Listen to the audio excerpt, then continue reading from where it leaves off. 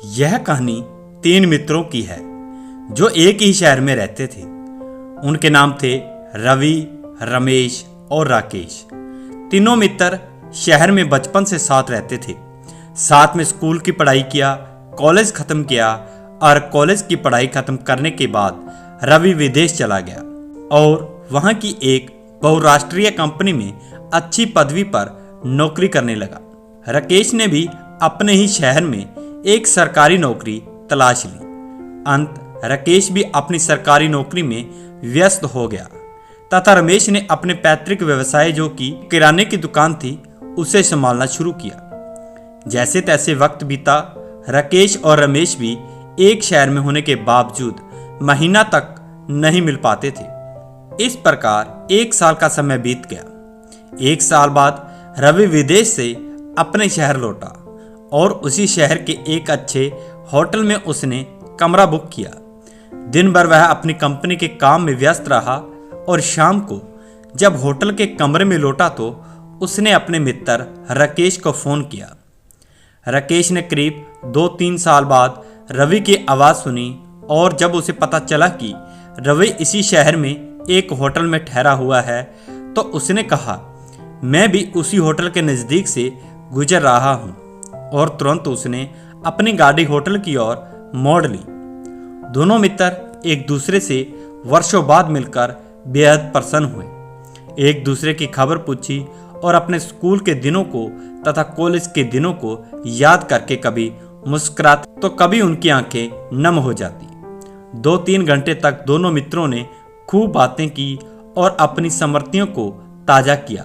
और फिर अचानक रवि ने कहा कि रमेश के क्या हालचाल हैं। इस पर राकेश ने जवाब दिया कि पिछले 6 महीने से मेरी उससे फ़ोन पर बात नहीं हुई है और उसे देखे हुए करीब 1 वर्ष से अधिक समय बीत गया था।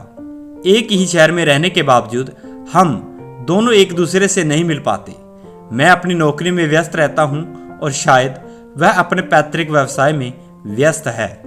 राकेश ने कहा, मैं अभी उसे फ़ोन करके यहाँ बुला लेता हूँ, तुमसे मिलकर वह भी गदगद हो जाएगा। लेकिन रवि ने कहा, क्यों न उसकी दुकान पर चल के उसे आश्चर्यचकित किया जाए। मुझे विश्वास है जब हम दोनों को एक साथ देखेगा तो उसके आनंद का ठिकाना ना रहेगा। दोनों मित्र अपने तीसरे मित्र रमेश को मिलने के लिए उसकी दुकान की ओर चल पड़े। दुकान कुछ 1-2 किलोमीटर ही दूर थी।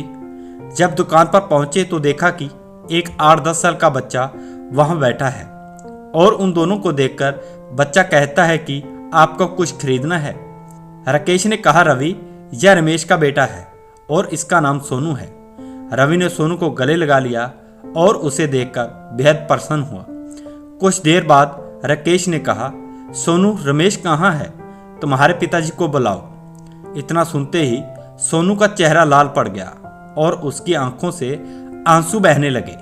उसने रोते रोते कहा, अंकल, पिताजी को तो गुजरे हुए 1 साल हो गया। यह सुनते ही राकेश और रवि की मानो पाम के नीचे से जमीन खिसक गई। दोनों एकदम से खड़े हो गए और रवि ने सोनू को एक बार फिर गले लगा लिया और जोर जोर से रोते हुए पूछा कि यह सब कैसे हुआ। इस पर सोनू ने जवाब दिया कि उन्हें एक लाइलाज बीमारी हो गई थी और इस बीमारी ने उनके प्राण ले लिए। राकेश भी अपनी आंखों से आंसुओं को ना रोक पाया और उसने कहा, एक ही शहर में रहने के बावजूद मुझे यह नहीं पता चला कि मेरे बचपन का मित्र 1 वर्ष पहले ही मुझे छोड़कर जा चुका है। ऐसी नौकरी किस काम की जिसने मुझे मेरे प्रिय मित्र से मिलने तक का मौका नहीं दिया। रिश्ते हमें जो भी मिले हैं, चाहे वह माँ बाप का हो, पति पत्नी का हो, पुत्र का हो, पुत्री का हो, भाई का हो, मित्र का हो या अन्य रिश्ते हों, उन्हें संभाल कर रखने की जरूरत है। जीवन की भागदौड़ में, पैसों की भागदौड़ में कभी नहीं भूलना चाहिए कि रिश्तों की हमारे जीवन में अहम भूमिका है। रिश्ते हमारे परिवार का आधार हैं तथा हमारा परिवार समाज का और समाज संस्कृति का आधार है। संस्कृति देश का आधार है। जीवन की आपादापी में अपने लिए, अपने परिवार के लिए तथा अपने प्रियजनों के लिए समय निकालें। तो दोस्तों, ये थी कहानी 3 मित्रों की। तो कहानी आपको कैसी लगी कमेंट बॉक्स में हमें ज़रूर बताएं और अच्छी लगी हो तो चैनल को सब्सक्राइब करें और अपने दोस्तों के साथ शेयर जरूर करें। धन्यवाद।